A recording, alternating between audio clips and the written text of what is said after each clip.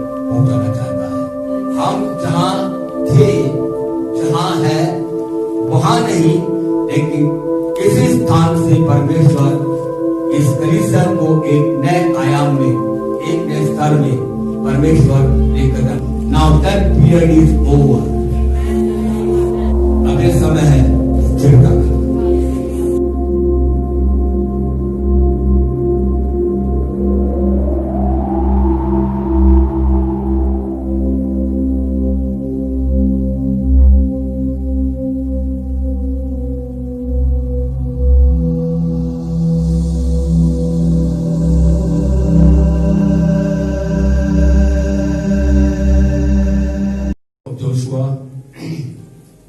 Chapter 5 यहोशू की पुस्तक, उसका 5 अध्याय 7 पद से लेकर 12 पद तक। तो उन लोगों के पुत्र जिनको यहोवा ने उनके स्थान पर उत्पन्न किया था, उनका खतना यहोशू से कराया, क्योंकि मार्ग में उनके खतना न होने के कारण वे खतना रहित थे। और जब उस सारी जाति के लोगों का खतना हो चुका, तो वे चंगे हो जाने तक अपने अपने स्थान पर छावनी में रहे। तब यहोवा ने यहोशू से कहा, तुम्हारी नाम धराई जो मिस्रियों में हुई है, उसे मैंने आज दूर की है। इस कारण उस स्थान का नाम आज के दिन तक गिलगाल पड़ा है। सो इजरायली गिलगाल में डेरे डाले हुए रहे, और उन्होंने यरीहो के पास के अराबा में पूर्णमासी की संध्या के समय फसह माना। और उस फसह के दूसरे दिन वे उस देश की उपज में से अख़मीरी रोटी और उसी दिन से भुना हुआ दाना भी खाने लगे। और जिस दिन वे उस देश की उपज में से खाने लगे, उसी दिन वे उस देश की उपज में से खाने लगे, उसी दिन बिहान को मन्ना बंद हो गया। बिहान को मन्ना बंद हो गया। परमेश्वर इस वचन के पढ़ जाने पर हमने सभी को आशीष दे। पिछले समय में हमने सीखा था शिफ्टिंग इनटू ए न्यू सीजन, एक नए मुकाम में प्रवेश करना। बोलिए, दिस इज शिफ्टिंग टाइम। यह आगे बढ़ने का, परिवर्तित होने का समय है। बोलिए, ये परिवर्तित होने का समय है, ये आगे बढ़ने का समय है। और मैं पवित्रात्मा की सहायता से जिस स्थान में परमेश्वर मुझको लेकर जाएगा, उस स्थान में मैं जाऊंगा, क्योंकि ये परिवर्तन का समय है। मेरे जीवन के लिए, मेरे परिवार के लिए, कलीसिया के लिए। आमीन।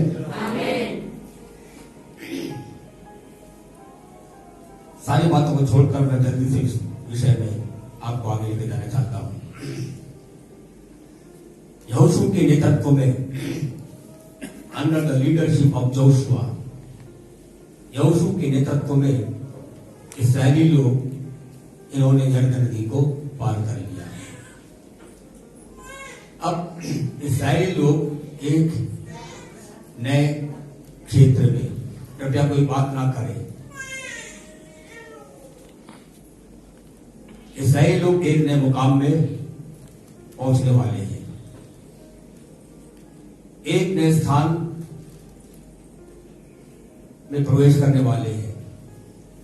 उनके भटकाव का समय, जो 40 वर्षों तक जंगल में वे लोग भटकते रहे, अब उस भटकाव का समय अंत पर आ चुका था।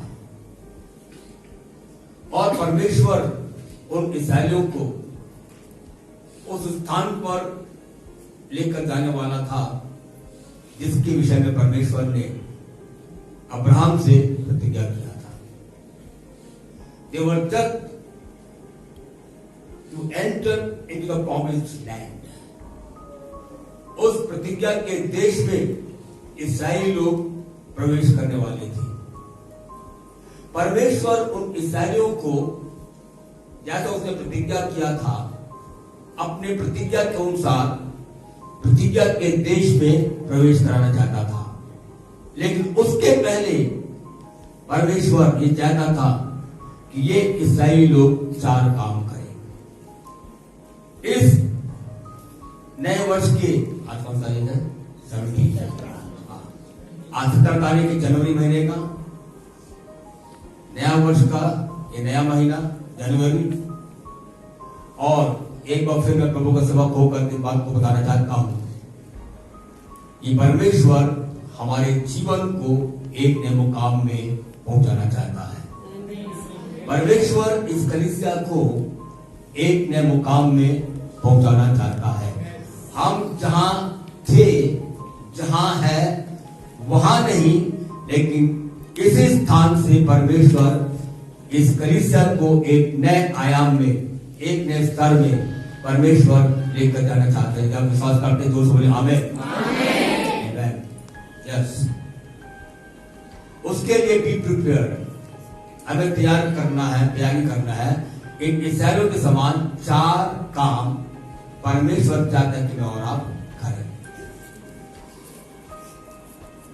नंबर 1, परमेश्वर ये चाहता था जितने भी इस्राएली पुरुष हैं यहोशू के साथ, परमेश्वर की विशेष आज्ञा थी। मैंने कहा कि वे लोग बिल्कुल प्रतिज्ञा के देश के पास तक पहुंच चुके हैं। अब उनको प्रवेश करना है, लेकिन परमेश्वर उन इस्राएलियों को ऐसे प्रवेश नहीं कराएगा जब तक वे परमेश्वर की आज्ञा का पूर्णतः पालन ना करें। तो पहला काम परमेश्वर ने यहोशू से कहा, इस्राएलियों से कह दे जितने भी इस्राएली पुरुष हैं वे लोग अपना अपना खतना कराएं। सब लोग बोले खतना, एक फिर बोले खतना।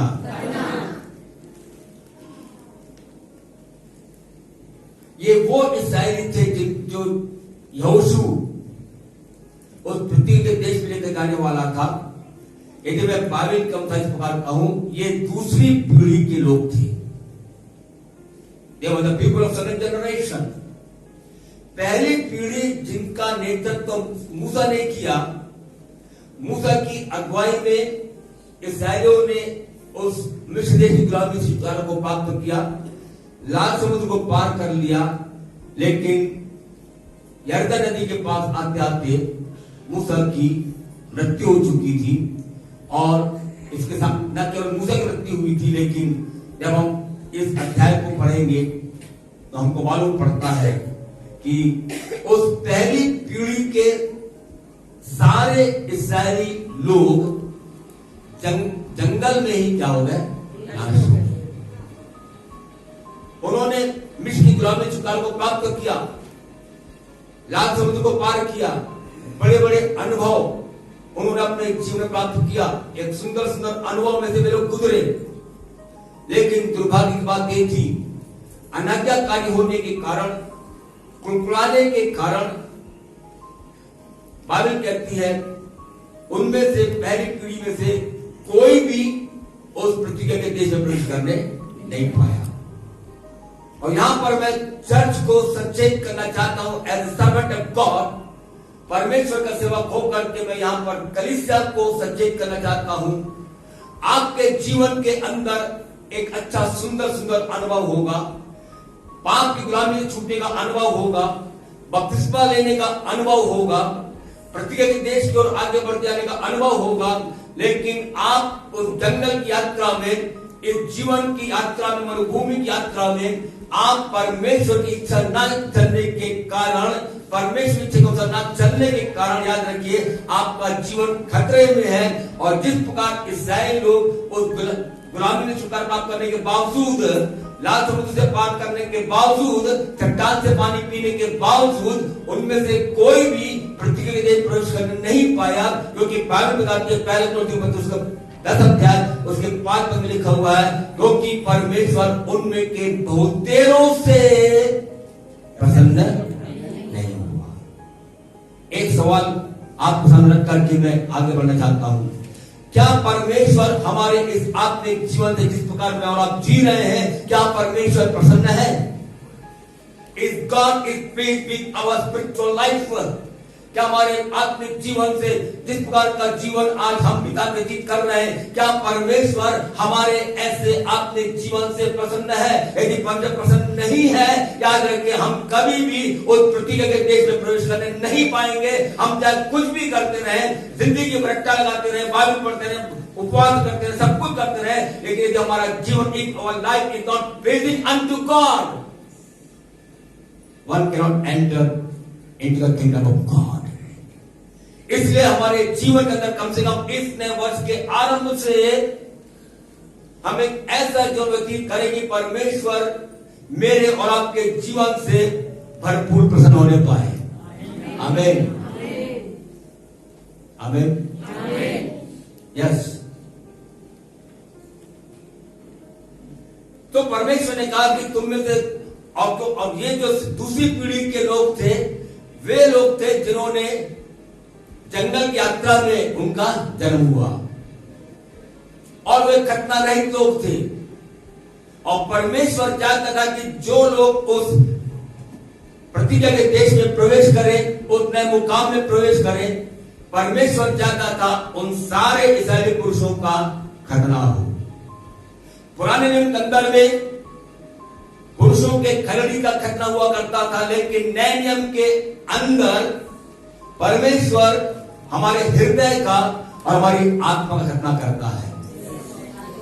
Hallelujah, hallelujah. Something is cut off. कुछ बातें जो काटी जाती हैं, कुछ बातें जो शरीर से अलग की जाती हैं। इसके पहले कि परमेश्वर को नए मुकाम में लेकर के जाए, हम सब एक नए आयाम में जाना चाहते हैं, हम सब एक नए स्तर पर पहुंचना चाहते हैं। हम चाहते हैं जो प्रतिज्ञा का देश परमेश्वर हमारे रखा, हम उस प्रतिज्ञा के देश में प्रवेश करें। हम चाहते हैं और परमेश्वर हमको लेकर जाना चाहता है, लेकिन उसके पहले परमेश्वर हमारी जिंदगी में चाहता है कि कुछ बातें हैं जिनको हमारे जीवन से काट कर अलग करना है। हमारी जिस्मानी अभिलाषाएं, शारीरिक अभिलाषाएं हमारे जीवन से हमें काट कर अलग फेंकना है। दुष्कामनाएं हमारे जीवन से हमको काट के अलग फेंकना है। बुराइयों को हमारे जीवन से हमको काट कर अलग करना है। तमाम ऐसी बाधाएं जो हमारे आत्मिक जीवन में रुकावट के कारण है, हमारे जीवन से हमको अलग करना है। We need to cut it off। हर एक बैर भाव हमारे जीवन से हमको काट कर अलग फेंकना है। हर एक ऐसी बातें जो हमारे जीवन में परमेश्वर की आशीषों को आने से रोकती है, बाधा बन जाती है, उन सारी ऐसे ब्लॉकेज को अपने जीवन से हमको काट कर फेंक देना है। आमीन। शायद हमारे जीवन के अंदर में कुछ ऐसे मित्र होंगे जो हमारे आत्मिक जीवन में बाधा के कारण है। उन सारे मित्रों को हमको अपने जीवन से काट कर अलग करना है। और जैसे मैंने बीते संदेश में मैंने बताया था, कुछ लोगों के जीवन में व्हाट्सएप को काट कर फेंकना है, कुछ लोगों को फेसबुक को काट के अलग करना है, क्योंकि वे बातें हमारे जीवन को परमेश्वर दूर लेकर जा रही हैं। आज काल के समय में प्रभु की उपस्थिति में हम सब अपने को जांचें और परखें, कौन सी ऐसी बातें जो हमारे जीवन को, मेरे जीवन को आत्मिक बातों में आगे बढ़ने से रोकती हैं। उन तमाम ऐसी बातों को हमारे जीवन से हमें काट करके फेंकना है। हालेलुया। और परमेश्वर चाहता है कि हम अपने जिंदगी में अपने आत्मा का हृदय खतना करके इस जीवन यात्रा में जिस स्थान पर परमेश्वर को लेकर जाना चाहता है, उस स्थान पर हम पहुंच जाएं। इतने नहीं, लेकिन दूसरा काम जो परमेश्वर ने कहा उनको क्या करना था। परमेश्वर ने कहा खतना उनका हो गया। परमेश्वर ने कहा, मेहरबानी से 8 पद पढ़ो, वर्स 8। और जब उस सारी जाति के लोगों का खतना हो चुका, जब उन सारी जाति के लोगों का खतना हो चुका, तब वे चंगे हो जाने तक अपने अपने स्थान पर छावनी में रहे। अपने अपने स्थान पर छावनी में रहे। याद रखिए दूसरी बात जो परमेश्वर ने उन इस्राएलियों को आज्ञा दिया, stay still in your camp till you are completely healed. जब तक तुम पूरी तरह से चंगे ना हो जाओ, तुम अपनी छावनी में शांत खड़े रहना। They were in pain, वे दर्द में थे, उनके शरीर में पीड़ा थी, क्योंकि परमेश्वर ने उनको आज्ञा दिया था। कोई, मैंने पिछली बार में बताया था, कोई स्टेरलाइज छुरी नहीं था, कोई एनेस्थीसिया नहीं था, लेकिन परमेश्वर ने उन इस्राएलियों को आज्ञा दिया था, चट्टान से पत्थर निकाल करके उस पत्थर से छुरी बना करके उस पत्थर की छुरियों से इस्राएली पुरुषों की खरड़ी का खतना करना। आप देखिए मेरे प्यारो, that was so painful, that was a painful process, एक दर्दनाक प्रक्रिया थी। और खतना के बाद सारे इस्राएली पुरुष बड़े दर्द में थे, पीड़ा में थे, तकलीफ में थे, और परमेश्वर को मालूम है ऐसे परिस्थिति में वे लोग खड़े नहीं हो सकते, चल नहीं सकते, यात्रा में आगे बढ़ नहीं सकते। इसलिए परमेश्वर ने उन इस्राएलियों से कहा, जब तक तुम में से प्रत्येक चंगे ना हो जाओ, अपने स्थान पर शांतिपूर्वक ठहरे रहना। चर्च, ये समय हमारे जीवन के लिए परमेश्वर के सन्मुख में शांत ठहरने का। This is the time to wait upon God. प्रभु के सामने में, हम प्रभु के चरणों में ये ठहरने का समय है। हमारे प्रभु के सामने में, हमारे जीवन में हमें ठहरने का समय है। हो सकता है शायद बीते वर्ष हमारे जीवन के अंदर में we might have been hurt to many things। हमारे जीवन में बीते वर्ष हम कई प्रकार के दर्द में से होकर गुजरे होंगे। शायद लोगों की बातों ने हमारे दिल को तोड़ दिया। हो सकता शायद हम कई प्रकार की कठिनाइयों में से गुजरे और हमारा मन दुखित हो गया। कई परिस्थितियों के कारण हमारा हृदय दुखित हो गया होगा, हमारा जीवन आहत हुआ होगा। लेकिन याद रखिए, और परमेश्वर बिल्कुल कभी भी नहीं चाहता कि हम ऐसे दुख से भरे हुए हृदय के साथ, ऐसे आहत हो करके हम नए वर्ष में प्रवेश करके परमेश्वर की आशीष को प्राप्त करें। याद रखिए, परमेश्वर कभी भी ये बात नहीं चाहता। इसलिए वो चाहते हैं इसके पहले कि हम एक नए आयाम पर पहुंचे, इसके पहले कि हम नए स्तर पर पहुंचे।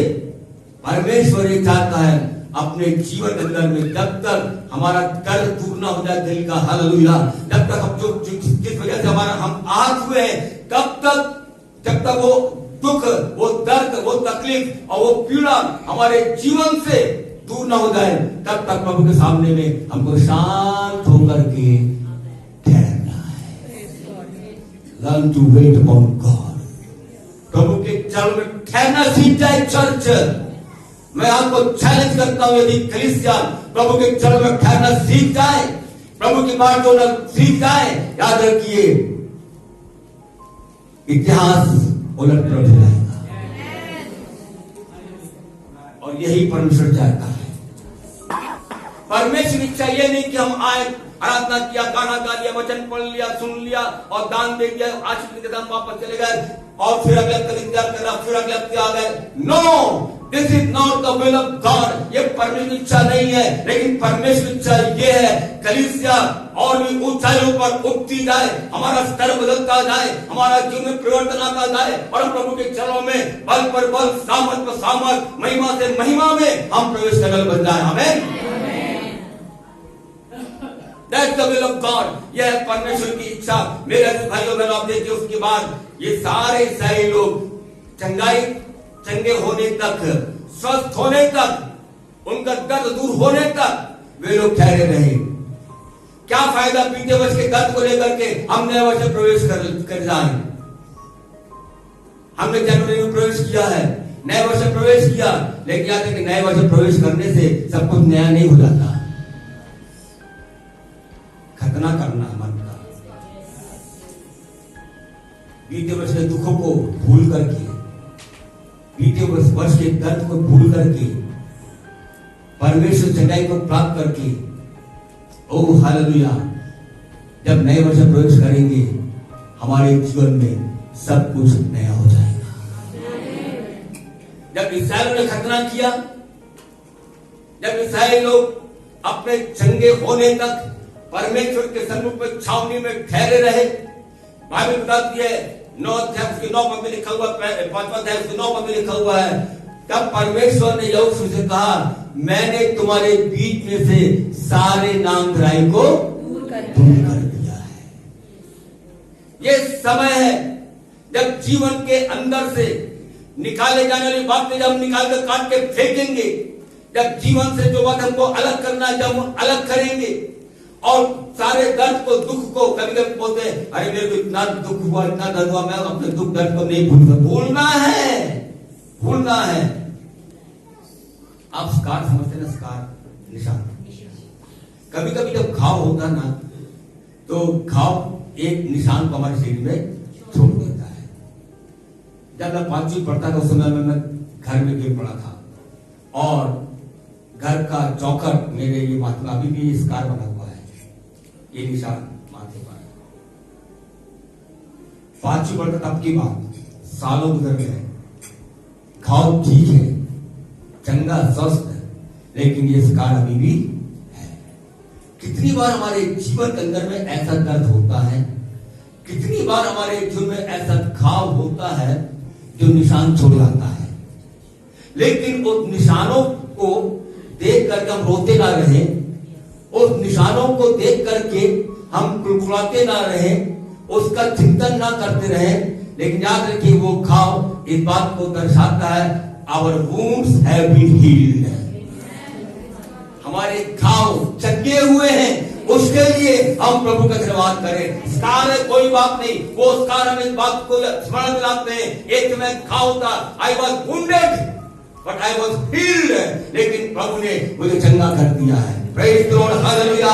प्रभु का धन्यवाद हो और उसके नाम की स्तुति हो। मेरे प्यारे भाई और हमारे जीवन के अंदर में जब हम उन सारे दुख दर्द को भूल जाएंगे, प्रभु के चरणों में ठहरेंगे, हम अपने बल से नहीं, शक्ति से नहीं, लेकिन परमेश्वर का आत्मा हमारे जीवन में सहायता करेगा कि हम उन सारी बातों को भूल जाएंगे। Then we will wait upon God। जब प्रभु के चरणों में जब और आप ठहरेंगे, याद रखिए सारी बातों को हम भूलने पाएंगे, और तब परमेश्वर हमसे भी कहेगा, मैंने तेरी सारी नामधराई को लुढ़का दिया। I have rolled down, मैंने लुढ़का दिया है। तुम्हारे वो सारे टेंशन को मैंने लुढ़का दिया है। मैंने तेरे सारे भय को तेरे जीवन से लुढ़का दिया है। मैंने तेरे सारे संदेहों को तेरे जीवन से मैंने लुढ़का दिया है। ओ हमारे जीवन के अंदर मेरे प्यारे भाई और बहन, कितना भी मुसीबत क्यों ना रहा हो, लेकिन याद रखिए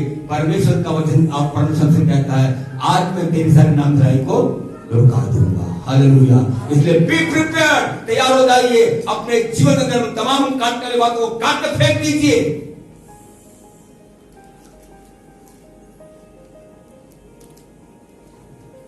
और प्रभु की चरणों में ठहर करके एक स्वस्थ जीवन लेकर के यात्रा में आगे बढ़े, और तब परम से यही कहेगा, मैंने तेरी सारे नामधराई को दूर कर दिया है।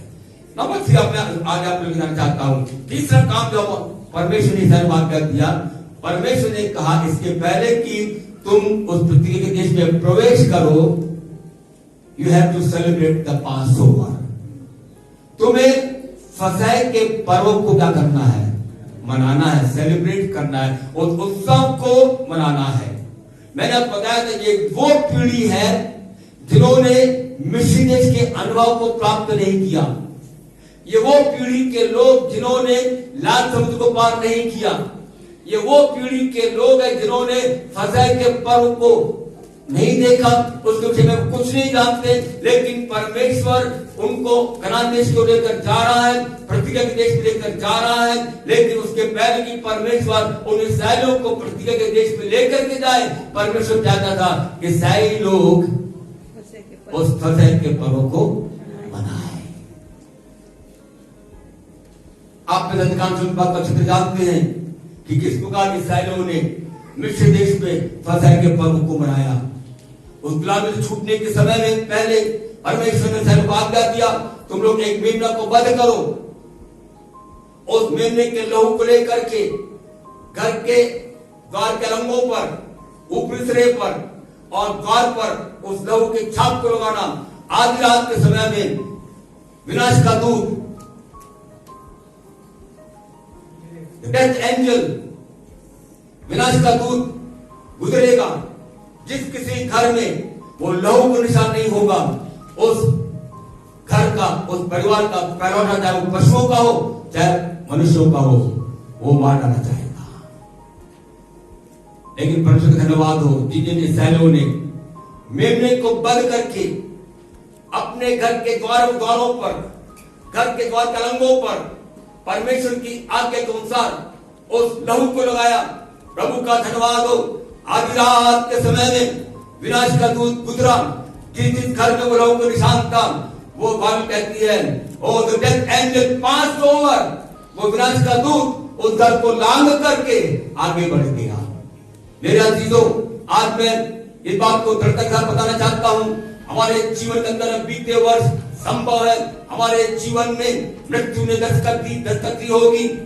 मैं अपने जीवन के विषय में कह सकता हूं, जब मैं बीमारी से गुजरा, मृत्यु की वादी में था, लेकिन प्रभु का धन्यवाद हो, because of the lamb and the blood of the lamb, उस मेमने के कारण, मेमने के लहू के कारण मृत्यु मेरे सामने आज जीवन में आई थी, लेकिन उस मेमने के कारण, मेमने के लहू के कारण मृत्यु मेरे जीवन से पार हो गया। ओ हालेलुया। अभी हमने आंटी की गवाही को सुना, बीते समयों में बहुत ही सीरियस हो गई थी, बहुत बीमार पड़ गई थी, उन्होंने आशा छोड़ दी, उम्मीद छोड़ दिया था। यदि मैं सोच पुकारता हूं कि मृत्यु उनके जीवन में दस्तक कर रही थी, लेकिन प्रभु का धन्यवाद हो, because of the lamb of God and because of the lamb of God's blood, उस मेमने के लहू के कारण और मेमने के कारण, ओ प्रभु का धन्यवाद हो, मृत्यु उनके जीवन से पार हो गया। आप में से कितने लोग बीते वर्ष डिप्रेशन में होकर गुजरे, लेकिन ईश्वर जो परमेश्वर का मेमना है, उस मेमने के कारण, उसके लहू के कारण डिप्रेशन आपके जीवन से पार हो गया। Oh hallelujah.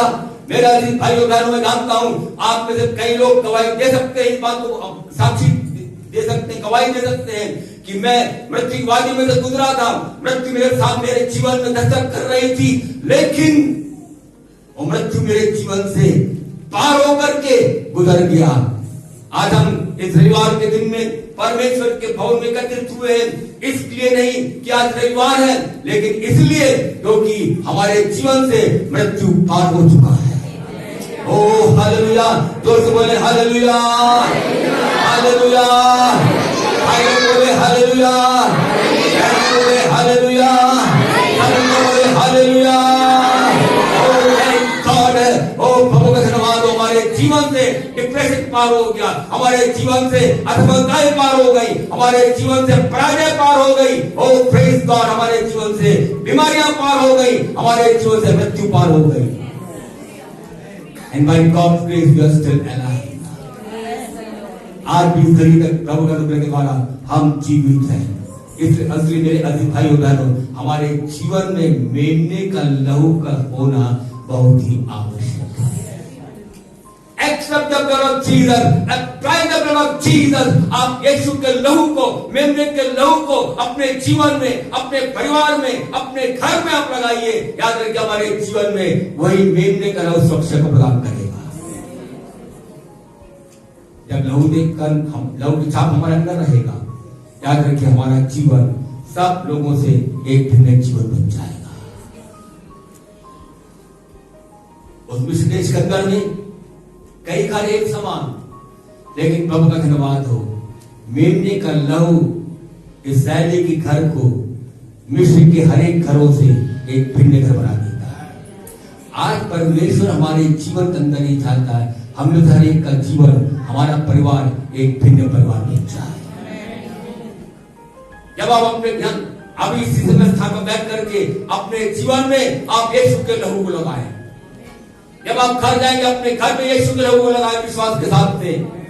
मैं चैलेंज करता हूं, शैतान की कोई शक्ति आपके जीवन में, आपके घर में प्रवेश नहीं कर सकती, because the power in the blood of the lamb, वो मेमने के लहू में सामर्थ है।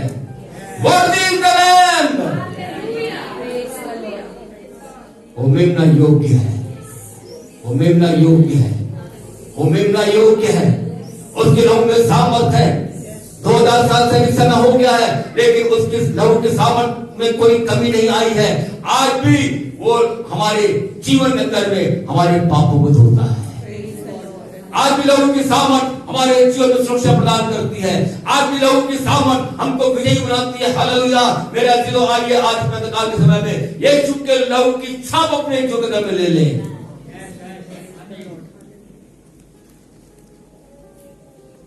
परमेश्वर ने उन इस्राएलियों को फसह का पर्व मनाने का आज्ञा दिया और प्रभु का धन्यवाद इसके पहले कि वे लोग कनान देश में प्रवेश करें, उन इस्राएलियों ने यहोशू के नेतृत्व में गिलगाल में फसह को मनाया। आज हमारे जीवन में फसह का दिन होने पाए। Let us celebrate Passover in our life. हमारे जीवन में उस फसह को हम मनाने वाले बन जाए। ओ प्रभु का धन्यवाद हो। चौथी बात जो आज्ञा परमेश्वर को दिया लिखा हुआ है, मैं एक में चाहता हूं फिर से उस पद को पढ़े 11 और 12 पद, वर्ष 11 और 12। और फसह के दूसरे दिन वे उस देश की उपज में से अख़मीरी रोटी और उसी दिन से भुना हुआ दाना भी खाने लगे। और जिस दिन वे उस देश की उपज में से खाने लगे, उसी दिन सवेरे को मन्ना बंद हो गया। उसी दिन से सवेरे से मन्ना बंद हो गया। और इस्राएलियों को आगे फिर कभी मन्ना न मिला। 40 वर्ष तक परमेश्वर ने इस्राएलियों को मन्ना से तृप्त किया। अच्छा एक बात बताएं, मन्ना का अर्थ क्या है? कुछ नहीं। What is the meaning of manna? नहीं, स्वर्गीय भोजन तो है। मन्ना का अर्थ होता है, उसका अर्थ ही होता है व्हाट, क्या। मन्ना का मतलब क्या होता है? सब लोग बोले क्या। जब परमेश्वर ने पहली बार इस्राएल की छावनी में मन्ना को बरसाया, उस मन्ना को देखते ही सारे सैनिक एक साथ कहने लगे व्हाट इज दिस, ये क्या है, ये क्या। उसका नाम उन्होंने क्या रख दिया। मतलब उनके सामने में एक प्रश्न है, सवाल, answer is to be given, उत्तर बाकी है। इन सारे सैनिकों के पास में एक सवाल है, ये क्या, व्हाट इज दिस। तो 2020 में शायद हमारे जीवन के अंदर में कई सवाल आए होंगे, अभी भी कई सवाल हमारे जीवन में होगा। ये क्या है, ऐसा क्यों, प्रभु मेरे साथ ऐसा क्यों हुआ, आपने इस बात को क्यों नहीं सुना, आपने ऐसा क्यों नहीं किया, आपने मेरे लिए ऐसा क्या किया। कई प्रकार के सवाल हमारे जीवन के अंदर में हो सकता है, लेकिन आज मैं बताना चाहता हूं, अब हमारे सारे प्रश्नों का अंत होने का समय आ चुका है। Now we are going to get answer in this new year. इस नए वर्ष के अंदर में, हमारे जीवन के अंदर में हम अपने प्रश्न के उत्तर को पाने जा रहे हैं। हालेलुया। चिंता मत करिए, बहुत सवाल आपके अंदर में होगा, प्रभु ऐसा क्यों, कब, कैसे, कई सवाल आपके अंदर में होगा, लेकिन आप निराश मत हो जाइए। अब हमारे जीवन के अंदर में सारे प्रश्नों का उत्तर हमें इस वर्ष मिलने जा रहा है। Hallelujah. We are going to get the answer of our questions. हमारे प्रश्नों के उत्तर को हम प्राप्त करने जा रहे हैं। प्रभु का धन्यवाद हो। जब इस्राएल ने पूछा ये क्या है, what is this, A state of uncertainty, ये अनिश्चयता की दशा को प्रकट करता है। शायद बीता वर्ष हमारे जीवन में कई प्रकार की अनिश्चितताएं होंगी। अनसर्टेनिटी, अनिश्चयता के दौर से हम गुजरे होंगे। कई बातों में निश्चय नहीं कर पा रहे हैं, व्हाट टू बी डन, ये कैसे होगा, कैसे करेंगे। एक अनिश्चयता की स्थिति में शायद आज हमारा जीवन होगा, लेकिन आज मैं फिर प्रभु का सेवक होकर बात बताना चाहता हूं, और कलीसिया में बात मैं घोषणा करना चाहता हूं, हमारे जीवन के अंदर में अब वो अनसर्टेनिटी का जो स्थिति है वो समाप्त होने का समय आ चुका है। परमेश्वर हमारे जीवन के अंदर में स्थिरता को लाने जा रहा है। परमेश्वर कलीसिया में स्थिरता को लाने जा रहा है।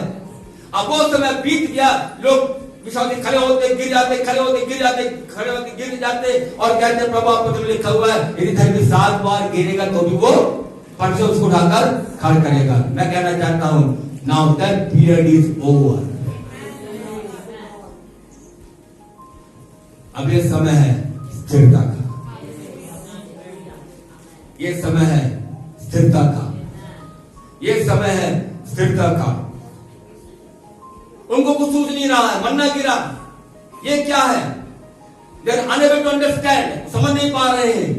लेकिन मैं बताना चाहता हूं, जब परमेश्वर हमको एक नए आयाम में लेकर जा रहा है, अब परमेश्वर कलीसिया को एक ऐसे स्टेट में, ऐसे स्थिति में लेकर के जा रहा है जहां पर चर्च परमेश्वर के रेवलेशन को प्राप्त करेगी। We are going to have the revelation from God.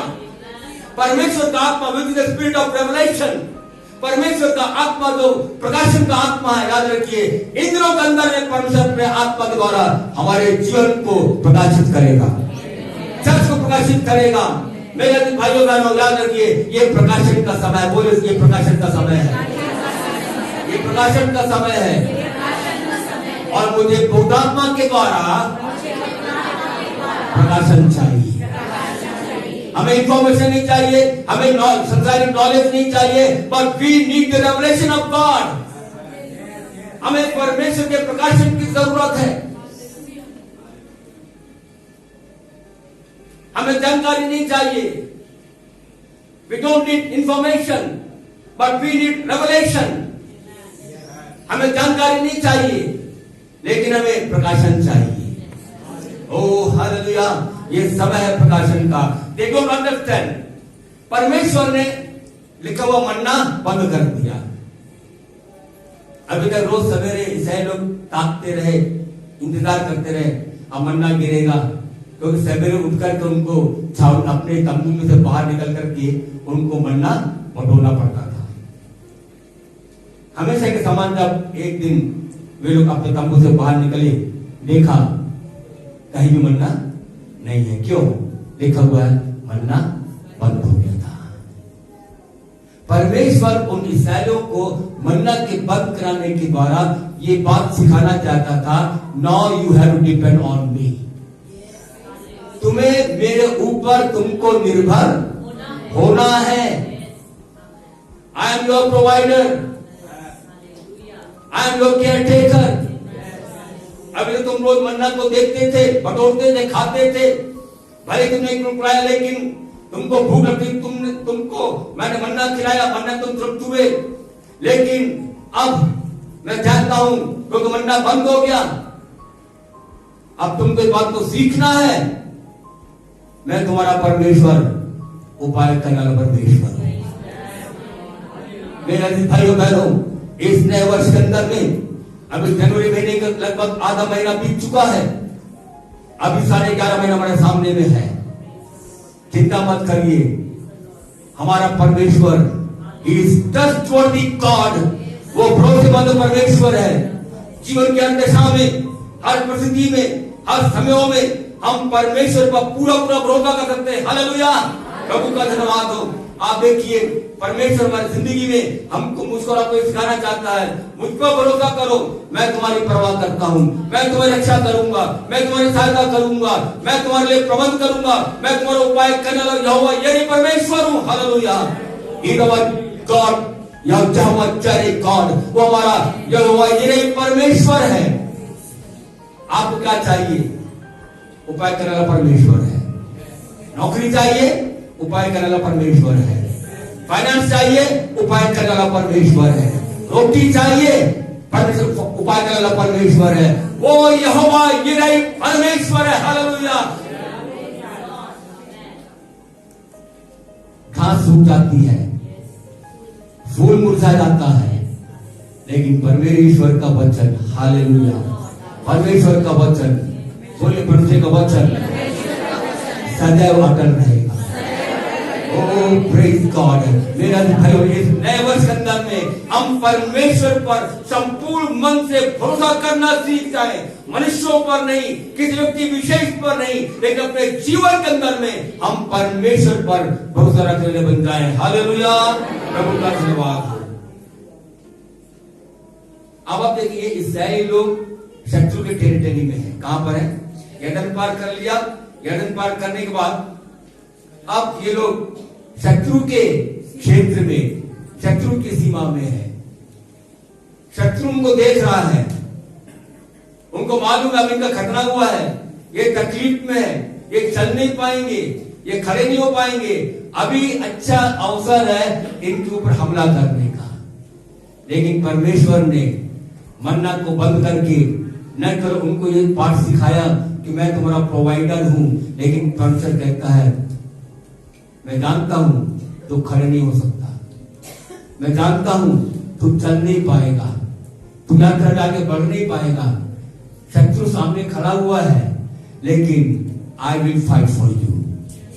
परमेश्वर कहता है मैं तुम्हारी ओर से मैं लड़ाई करूंगा, मैं तुम्हारी ओर से लड़ाई करूंगा, क्योंकि संग्राम परमेश्वर का है, संग्राम परमेश्वर का है।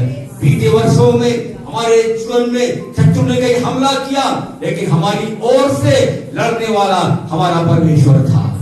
हालेलुया।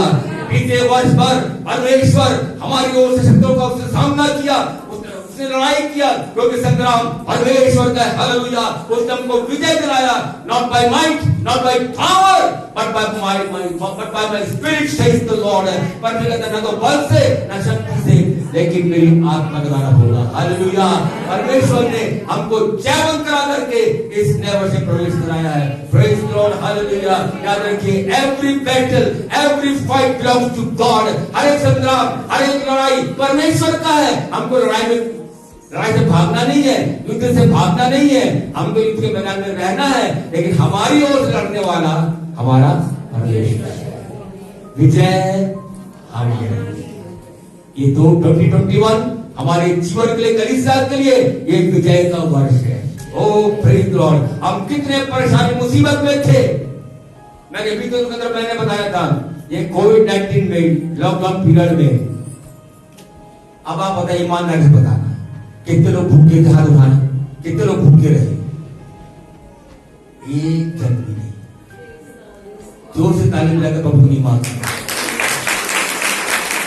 मैं इस बात करना चाहता हूं, ये लॉकडाउन का समय, कोविड-19 का समय संसार के लोगों के लिए भय का, पीड़ा का और डर का समय था। लोग भय में जी रहे हैं, चिंता में जी रहे हैं। टीचर की नौकरी चली गई, कितनों को कोई उनको सहायता नहीं, लेकिन उसके बावजूद परमेश्वर ने अपने लोगों को संभाला, अपने लोगों की रक्षा किया। इस कोविड-19 के समय में, लॉकडाउन के समय में एक जन भी भूखा नहीं रहा। हालेलुया। ओ परमेश्वर का धन्यवाद हो, उसने हमारी सहायता किया, प्रभु का धन्यवाद हो। एकदम इस प्रकार कहूं, इस लॉकडाउन पीरियड में भी परमेश्वर ने हमको अच्छा से अच्छा भोजन खिलाया। अकाल के दिनों में परमेश्वर ने एलिया को गौओं के द्वारा रोटी और मांस को खिलाया। हालेलुया। रोज नॉन वेज खाओ, दोपहर में खाओ, शाम को खाओ, नॉन वेज खाओ। Oh hallelujah. What a wonderful God. एलिया का परमेश्वर मेरा और आपका परमेश्वर। Oh hallelujah. वो आपको भूखा नहीं रखेगा। बाइबल कहती है, भजनकार कहता है, मैंने लड़कपन से लेकर के बुढ़ापे तक किसी भी धर्मी के जन को मैंने टुकड़ा मांगते नहीं देखा। मेरे प्यारे प्रभु का धन्यवाद हो। Our God is same yesterday, today and forever. हमारा परमेश्वर कल, आज और युगानु ऐसा। हालेलुया। यदि परमेश्वर ने सारपत नगरी विधवा का प्रबंध किया, हमारे लिए भी करेगा। यदि परमेश्वर काल के दिनों में एलिया को कौवों के रोटी और मांस खिलाया, एलिया तो स्वर्ग में चला गया, लेकिन याद रखिए परमेश्वर कौवे आज भी जीवित है। हालेलुया। चिंता मत करिए, ही इज आवर प्रोवाइडर।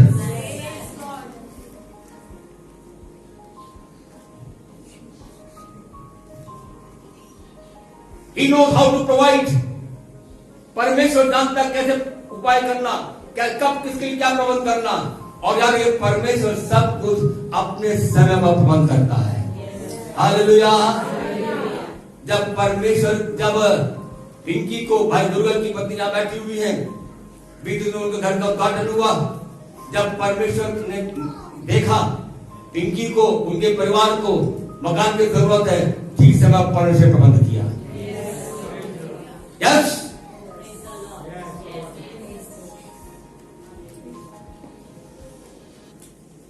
यदि परमेश्वर बहन के लिए कर सकता है, हमेशा एक के लिए कर सकता है। ओ हालेलुया। ये साल हमारे जीवन के लिए, कलीसिया के लिए बहुतायत की आशीर्वाद प्राप्त करने का वर्ष है।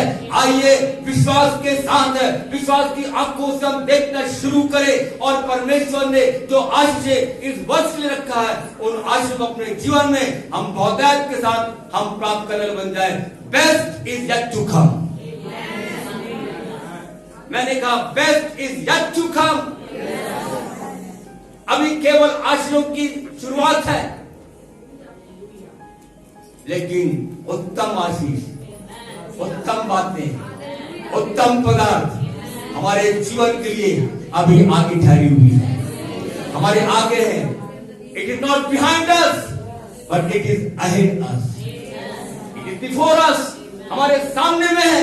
मेरा भाइयों बहनों याद रखिए, ओ परमेश्वर ने, क्योंकि लिखा हुआ है इस्राएलियों ने मन्ना तो बंद हो गया, लेकिन लिखा हुआ है अब वे लोग नई भूमि की नई उपज खा रहे। परमेश्वर ने इस कलीसिया के लिए नई भूमि की नई उपज को रखा है। हम खाने वाले बन जाएं बहुतायत के साथ में, भरपेट खाओ, जितना खाना खाओ। नई उपज हमारे लिए है। ओ हालेलुया। बासी रोटी नहीं हमारे लिए, बासा भोजन हमारे लिए नहीं है, लेकिन बाइबल कहती है ताजा मन्ना, ताजा रोटी। Praise the Lord. O hallelujah. भूमि की नई उपज में से इस्राएलियों ने खाया, मन्ना इसलिए बंद हुआ। परमेश्वर का धन्यवाद हो। मेरे भाइयों बहनों याद रखिए, शायद बीते वर्ष में हमको ऐसा लगा होगा कि मेरे लिए कोई रास्ता नहीं है, लेकिन लाल समुद्र रास्ता निकालने वाला, यरदन नदी में रास्ता खोलने वाला, मार्ग तैयार करने वाला, वो परमेश्वर हमारे लिए इस साल में मार्ग को खोलेगा। जिनको नौकरी नहीं है इस साल परमेश्वर को नौकरी देगा। यस, निराश मत हो जाइए, वेट फॉर गॉड्स टाइम। जिनको जिनका प्रमोशन होना है, इस साल आपका प्रमोशन होकर रहेगा।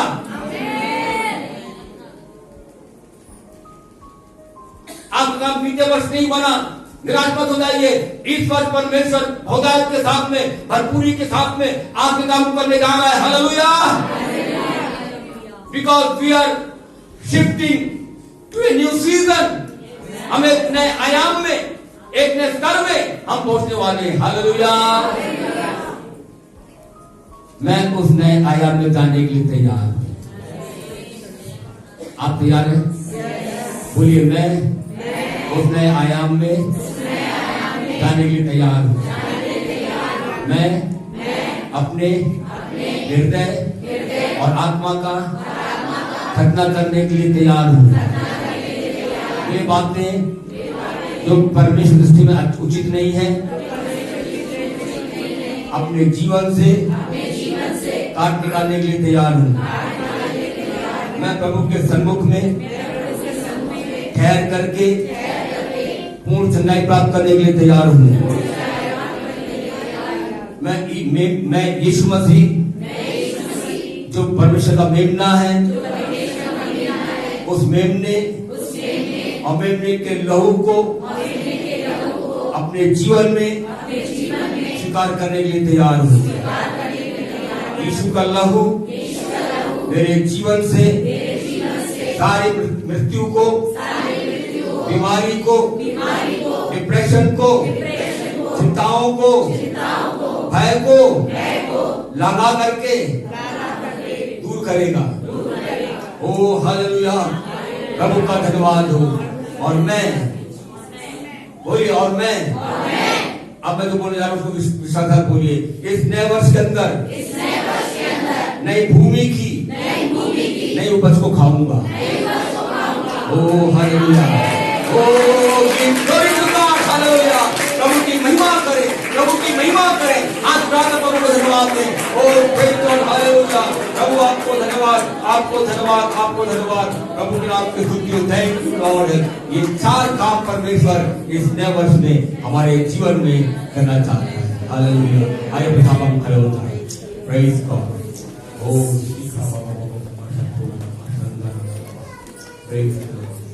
Thank you Lord.